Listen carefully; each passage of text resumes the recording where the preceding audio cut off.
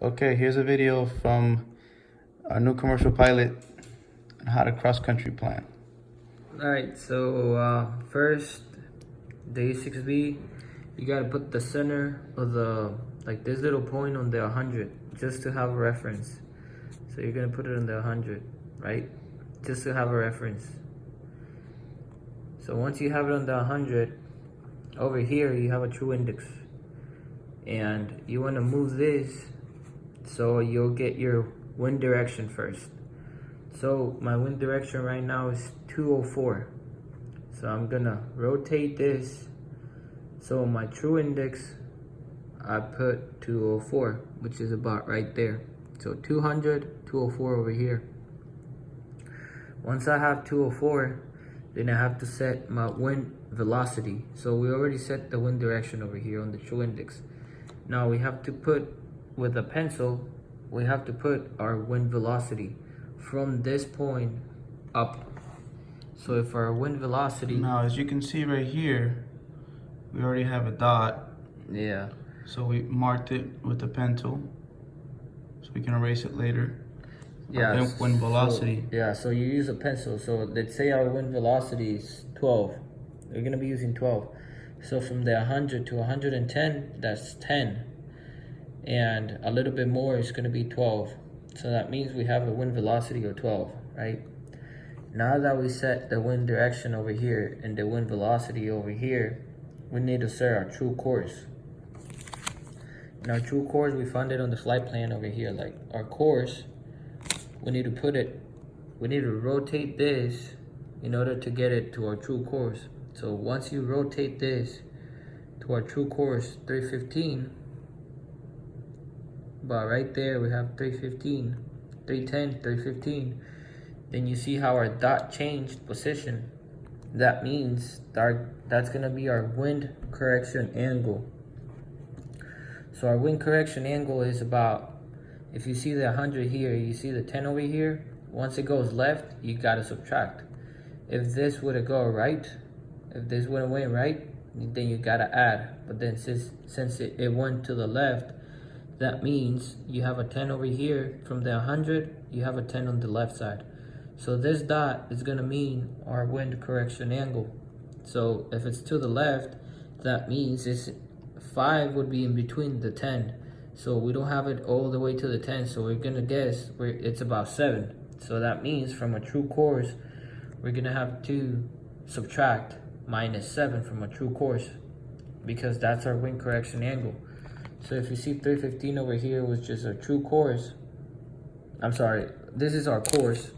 So we have our course over here. So now we're trying to so now we can come over here to the flight plan and we have a true course of 315.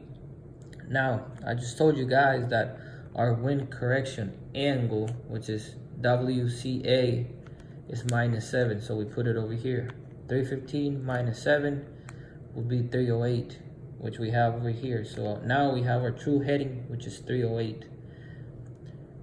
In order for us to find the variation, VAR is variation. Variation is the VFR sectional chart. So that's how much variation is going to be between our true north to our true course. So over here on our sectional chart, we have this line, magenta lines over here, and they have to be dashed. They don't have to be this ones, because this is our true course. Now if this is dash, you want to find what the variation is between the true north and the true course. So we have a number over here on the top following this line, dash line, that is 330 east. But on my other chart, which is somewhere over here, I have the same variation line, which is like 430. And then there's somewhere over the chart which it says 4 east.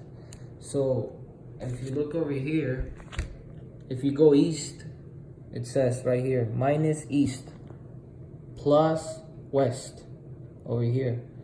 So since it says 4 east on the variation chart, we're gonna subtract -4, because that's our line of variation. It says it over here. So since we had a true heading of 308, we're gonna subtract -4 from our variation, and we get 304. So that gives us our magnetic heading of 304. Now, deviation. So deviation is the deviation that the compass card has on the plane. It's gonna tell you the deviation on the plane, on the exact plane, and you're gonna find that compass card on the compass indicator. And sometimes, well, you're gonna have it, so whenever you go east, north, south, or west, it's gonna have a deviation.